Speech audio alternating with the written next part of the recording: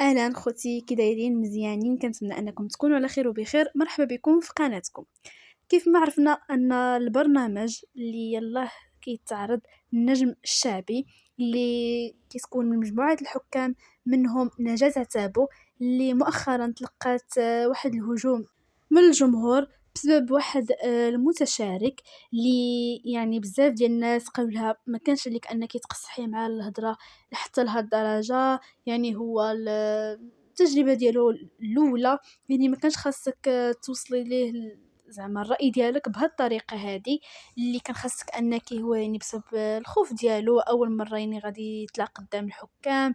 يعني كان خاصك يعني تهضري معاه بشويه وتفهمي وكذا. بزاف ديال الناس كيف ما قلت لكم هاجموها ديال بصح، اللي حنا كيف ما شفنا في الحلقه ان يعني المستشارك ملي سالا قالت له انك يعني خاصك تزيد تخدم، وقالت له بزاف ديال الحوايج.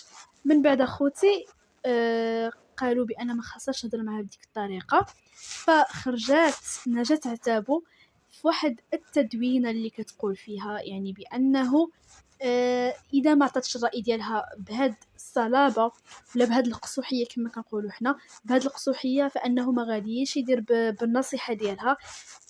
زعما قالت اذا قلت له بالضحك وقلت ما اكيد ما غاديش يدير بهاد النصيحه، وانا بغيت ليه زعما غير الخير، وكل ما كان الصوت ديالو مزيان يعني ما غاديش نعطيوه اصوات ديالنا. ولكن بزاف ديال الناس كما قلت لكم قالوا لها ما كانش خاصك تعطي النصيحه ديالك بهاد الطريقه هذه وبهاد القصوحيه هذه. فكان الجواب ديالها انها كيف ما قلت لكم قاصح شويه، ولكن يعني المنفعه ديالو كيف ما كنقولوا باش انه يزيد يخدم على راسو اكثر. وقالت بانه دابا راكم ما شفتوا والو، مازال تشوفوا القصوحيه ومازال تشوفوا الهضره ديال بصح من هنا الحلقات الماجه. ولكن واخا هاد التدوينه اللي خرجت بها الفنانه نجاة عتابو، الناس مازال كيقولوا بانها يعني اشهد الاسلوب هضرات به، اشهد التكبر. ولكن هي اللي قالت بان هذا المتشارك هذا هو اللي متكبر، ما كيشوفش حتى في يعني في الوجوه ديال لجنه التحكيم. فهذا خطا كبير اللي غيخرج عليه انه يعني خاصو يكون من شيم ديال الفنان التواضع. يعني خاصو يكون متواضع، يشوف اول حاجه في لجنه التحكيم هادشي هو السبب ديال الرأي اللي عطاتو نجاة عتابو بواحد شوية ديال القصوحية.